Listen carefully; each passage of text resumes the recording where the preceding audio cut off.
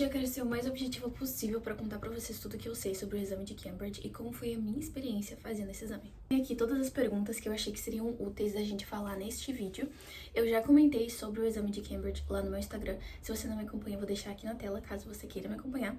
Eu tive que ser mais objetiva ainda lá no Instagram e responder algumas perguntas que surgiram, que foram várias, mas eram repetições das mesmas. Eu dividi tudo que eu gostaria de falar sobre o exame em alguns tópicos. Se você quer pular, se você já sabe o exame, já entende tudo sobre o exame, quer pular direto pra minha experiência, eu vou colocar aqui na tela em algum lugar pra onde que você pode ir pra ir direto como que foi pra mim, tá? Mas primeiro eu queria falar sobre algumas coisas que eu gostaria de saber na hora que eu fui fazer o exame, porque realmente eu não estava tão preparada, tá? Então, para começar, o que é o Cambridge English Exam? Ele é um exame de proficiência. Então, é um exame que serve para você comprovar o nível de inglês que você tem, para você tirar um certificado que diz que você tem aquele nível de inglês.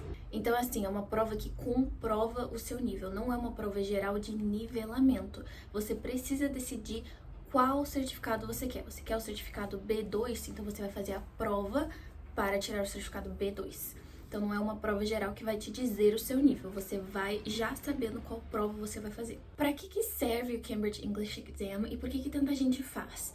Basicamente, todos esses testes de inglês, exames de proficiência, então a gente tem o Cambridge, a gente tem o TOEFL, a gente tem muitos. Eles servem para comprovar o seu nível e você pode usar esse certificado para entrar em universidades, conseguir vagas de empregos, adicionar no seu CV para você ter mais um certificado. É sempre importante a gente continuar a estudar e ter esses documentos que comprovam que a gente sabe fazer aquilo que nós estamos dizendo que nós sabemos.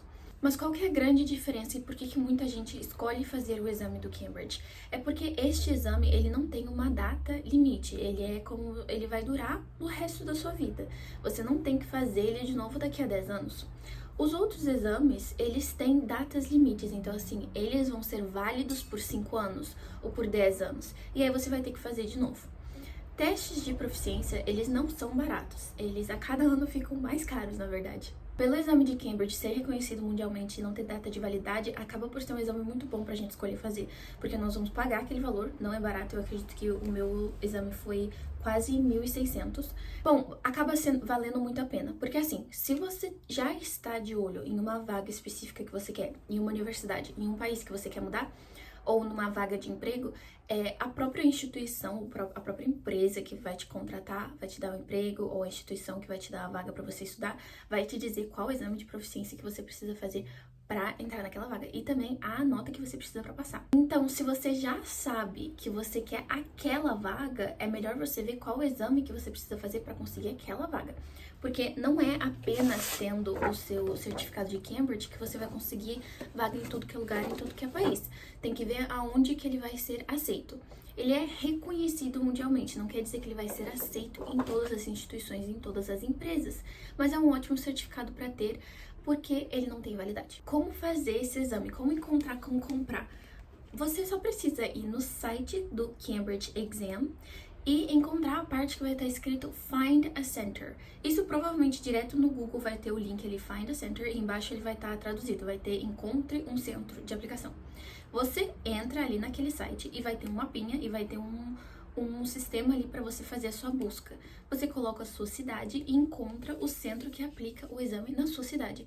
Ou talvez, se você mora numa cidade pequena, ou perto de uma cidade um pouco maior, uma capital, talvez você tenha que fazer o exame naquela outra cidade, porque é lá que vai ter o centro. Depende, você tem que pesquisar e ver aonde que fica mais próximo para você. Aí você entra no próprio site daquele centro que aplica. Por exemplo, aqui eu moro em Porto Alegre. Eu pesquisei e um dos lugares que eu já sabia que aplicava, e foi tipo o primeiro da lista ali, foi o Colégio Farroupilha. E foi ali que eu fiz o meu exame, porque foi o que se encaixou pra mim. Então, às vezes é um colégio, como um colégio de ensino médio, ensino fundamental, e eles também têm a parte de inglês deles. Ou às vezes é uma escola de idiomas que aplica o exame na escola, entendeu? Então isso depende. Então você entra no site desse centro e aí pesquisa os valores. Muitas vezes vai estar no site já o valor e você consegue, tipo, fazer tudo que você precisa direto no site. Comprar, assim, você compra o seu a sua prova e você paga, eu faço a inscrição e tudo, ou você precisa mandar uma mensagem no WhatsApp ou ligar para eles ou um e-mail para saber valores. Isso depende de como é o site, como o site está estruturado daquele centro. Aí você descobre os valores, você tira suas dúvidas e você faz a sua inscrição com antecedência. Eu não tenho como te dizer, assim, quando que são as datas, cada ano as datas vão mudar, né? A minha prova, no caso, eu fiz em novembro, foi dia 30 de novembro. E você vai ter um PDF que vai te dizer ali as datas que você pode escolher fazer. E você tem que ver o teste que você quer fazer. Então, assim, eles não fazem todos os níveis em um só dia. Eu queria tirar o certificado para C2. Então, eu vi ali que eu só tinha 2 opções no ano para fazer essa prova.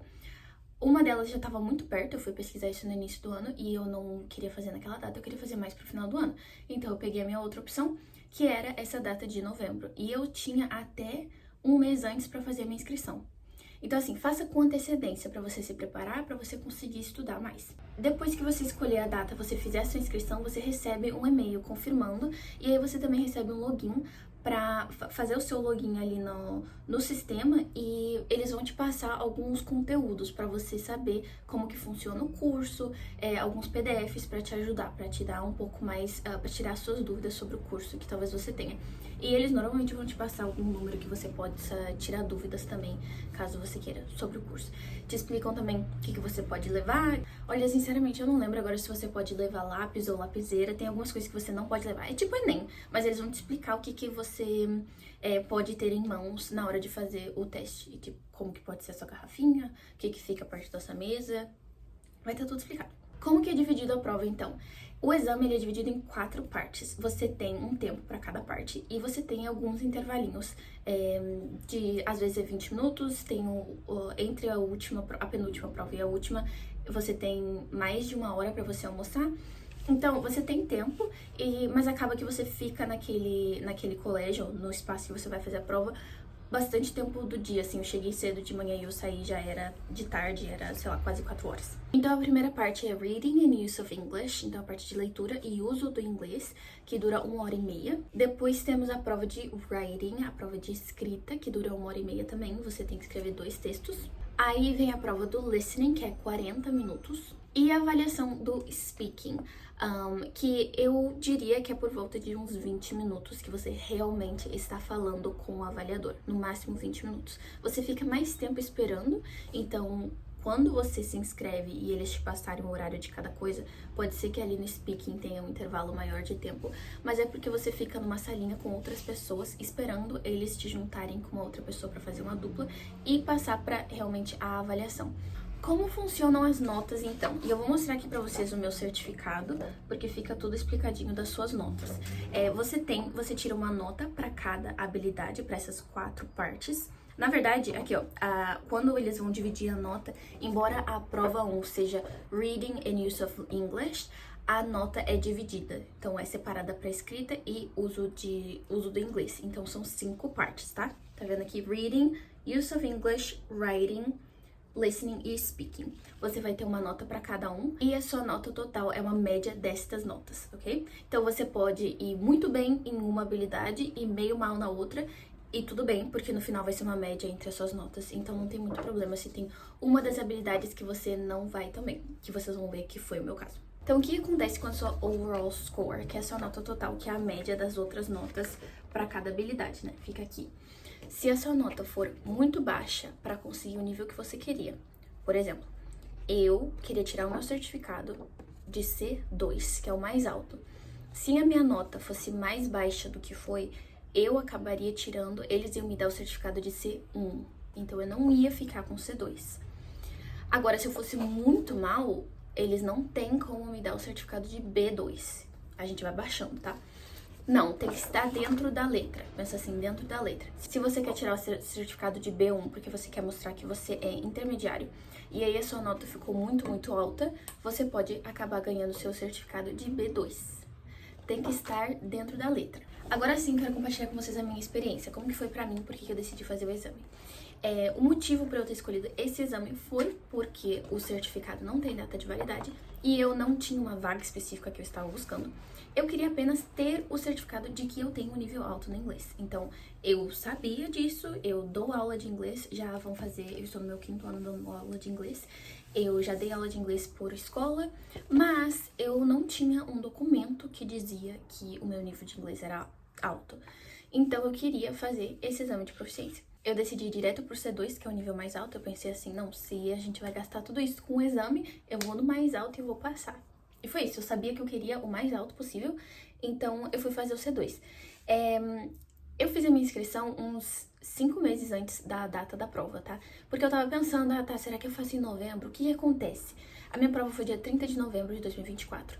Eu estava no meu último semestre da faculdade, eu fiz faculdade de design gráfico, eu estava fazendo meu TCC, que tinha que estar pronto em novembro, porque na primeira semana de dezembro eu ia apresentar.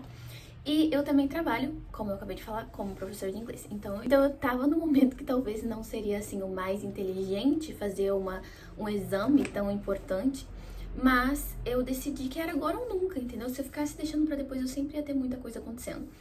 Então, foi isso. Eu decidi, faltava, assim, 4, 5 meses antes da prova, a gente fez a inscrição, fez o pagamento. Só que eu só fui realmente começar a estudar uns 2 meses antes da prova. Realmente pensar, não, eu preciso entender a prova. Porque o que acontece? Você pode ter um nível de inglês muito alto. Eu não tinha dúvidas de que o meu nível de inglês era alto. Mas se eu não soubesse nada sobre a prova, eu não ia saber o que fazer na hora. Eu não ia conseguir fazer no tempo que precisava. E então, obviamente, é muito importante você saber a prova. É mais importante você entender como uma prova funciona do que você ter 100% do conhecimento que você precisa para fazer a prova, eu acredito. Então, assim, como durante a semana eu não tinha muito tempo para estudar, para me dedicar a fazer os exercícios, até porque eu não focava muito, porque eu estava muito preocupada com essas outras coisas externas, eu fazia mais nos finais de semana. Os finais de semana eram os dias que eu realmente focava em estudar. E aí, o que aconteceu? Eu participei de alguns workshops, eu tava fazendo um curso de inglês avançado, que tinham outros professores também, e lá dentro a gente conversava entre os professores, né? Tinham professores que queriam fazer o C1, eu queria fazer o C2, e aí a nossa professora do inglês avançado que fez alguns workshops pra gente. Então, nos finais de semana ali, a gente teve uns 2 ou 3 em que ela realizou exercícios com a gente, e num deles ela até trouxe um avaliador pra conversar com a gente e explicar. Sinceramente, eu não entendi muita coisa de quando esse avaliador falou com a gente. Por isso que eu senti a necessidade de ser o mais objetiva possível aqui, porque eu sinto que quando a gente não é objetiva falando dessas coisas mais complexas, que é como um exame funciona, a gente fica com muitas dúvidas. Então, assim, eu quando fui fazer o exame, eu não sabia muito bem exatamente a estrutura do exame, tá? Isso foi um erro pra mim, porque o que aconteceu que foi na hora do listening, por exemplo, 40 minutos, eu fiz na prova, ao invés de no gabarito. Quando eu fui passar pro gabarito, meu tempo tava acabando e eu não pude escrever uma palavra no gabarito, por exemplo. Eu fiquei muito triste com isso porque eu não sabia quanto ponto ia me tirar aquilo, né? Então, essa questão do gerenciamento do tempo, eu não treinei aquilo e eu não posso colocar a culpa em outra pessoa, mas eu digo, ninguém chegou a me dizer quão importante aquilo era. Então, por isso que eu queria ser o mais objetivo e passar todas as informações que eu sinto que faltou pra mim na hora de fazer. Mas, claro, por minha própria culpa, porque eu não pesquisei o suficiente. E por indicação, eu entendi que o melhor livro pra praticar os exercícios do Cambridge Exam seria o Objective Proficiency. Só que aí, gente, esse livro é muito caro. Eu fui na internet, pesquisei o livro e achei o PDF assim em 2 minutos. Não tô indicando vocês fazerem isso, mas eu tô dizendo que é uma opção caso vocês não queiram comprar o livro. Claro, ele não vem com CD, isso pode ser um problema. Eu primeiro peguei esse aqui, que é só o Workbook with Answers. Só que depois que eu fui me tocar, que esse aqui é só o livro de exercícios. Ele não tem tudo. O livro grande mesmo é esse aqui, com essa capa que é verde na original. E aí, o meu plano era tentar fazer o máximo possível deste livro antes da minha prova. Eu não cheguei nem na metade, pra ser muito sincera, mas eu fiz vários exercícios nesse meio tempo. Eu criei um template no Notion em que eu separei cada unidade, cada coisa que tinha dentro da unidade, e eu colocava num calendário E daí eu ia marcando o que eu já tinha feito e aparecia uma unidade 100% feita, unidade 2 100% feita. Então, no final do vídeo eu falo um pouco mais sobre o meu template. Se vocês quiserem, eu vou liberar pra vocês. Então, qual foi o meu resultado no exame, tá? Eu tô aqui com o meu certificado oficial, vou ler todos os números pra vocês, tá? Eu consegui, então, o C2, Grade C. Então, a minha nota não foi a mais alta de todas. Pra habilidade de Reading, a minha nota foi 202. Na habilidade de Use of English, 179. Writing, 203. Listening, 221. Speaking, 216. A nota máxima que eu poderia ter tirado em cada uma dessas e a minha overall score poderia ser 230. No caso, a overall score eu fiquei com 204, que foi a média entre elas. Se vocês forem ver, eu não fui muito bem em Use of English. Essas questões são bem confusas. Normalmente a gente tem, assim, duas alternativas que a gente acha que são as corretas. E aí, uma delas é a correta e muitas vezes a gente não compreende nem por quê, sendo que no dia a dia a gente falaria daquele outro modo. Então, assim, sempre tem uma mais correta que a outra, uma alternativa certa. A questão é praticar bastante pra identificar essas coisas. E muitas vezes, se você não reconhece algum vocabulário, alguma palavra daquelas alternativas, você fica muito em dúvida na hora de marcar. Então, eu realmente fiquei muito em dúvida na hora de fazer o Use of English. E eu não sabia dizer, sinceramente, eu não sabia dizer qual habilidade eu não ia muito bem. Eu só fiquei nervosa na parte do listening, porque eu cometi o erro de deixar pra marcar no meu gabarito depois. Só que em listening acabou sendo a minha nota mais alta, que foi 221. Então, assim, ficar nervoso na hora, achar que a gente vai ir muito mal, não quer dizer nada, sabe? Na parte do listening foi quando eu realmente senti que eu não tinha me planejado o suficiente, tinha cometido um grande erro, sendo que, na verdade, a minha nota foi a mais alta. Então, assim, como? E outra coisa, eu não achei o Use of English a prova mais difícil. Eu fiquei em dúvida, mas a prova que eu achei mais difícil foi a do listening, porque o áudio foi passado 2 vezes pra gente e as perguntas que estavam fazendo ali eram bem específicas. E mesmo que eu entendesse o que estava dizendo no áudio, a gente tinha que escrever, era entender e interpretar ao mesmo tempo. E pouco tempo pra fazer tudo isso. Então, eu achei a mais difícil. Às vezes a gente duvida muito do nosso conhecimento quando a gente tá fazendo a prova, porque realmente começa a ficar confuso. Mas, se você conseguir respirar fundo e tentar se livrar dessa ansiedade, tentar pensar assim, não, eu estudei pra isso, eu falo inglês há muito tempo, eu sei isso, você consegue ir se acalmando e prestando um pouco mais de atenção e não se preocupa tanto com isso na hora, porque, que nem eu falei, é uma média das notas. Então, mesmo que você sinta que você foi muito mal em uma prova, na outra prova, se você for muito bem, não vai ter muito problema. Ou se você for melhor, no caso, não precisa nem ir muito bem, a gente tá falando de 5 notas separadas que vão criar a sua média, ok? Quais são as minhas dicas pra vocês, pra cada uma dessas habilidades? Na parte de reading, eu indico vocês sempre a lerem em inglês. Desde o momento que vocês sentem que conseguem entender o inglês falado, começa a ler. E aí, quando eu falo de ler, eu não falo só de ler esses exercícios de livro. Eu digo ler livros, ler artigos, ler, pesquisar coisas que vocês querem saber direto em inglês no Google para vocês poderem ler a resposta em inglês. Eu já leio muito inglês, então eu não senti que isso foi um problema pra mim. Quando a gente lê, a gente fica muito melhor de entender as palavras em um contexto. Então, pratica bastante a leitura, mas também essa leitura que vai ser boa pra você, que vai ser gostosa pra você, prazerosa. Lê um livro divertido, lê um artigo interessante. Não fica só lendo esses textos de livros de exercício feitos para prova, que você vai apenas memorizar e decorar. Use of English, eu diria que é a parte que a gente tem mais chances de errar, tá bom?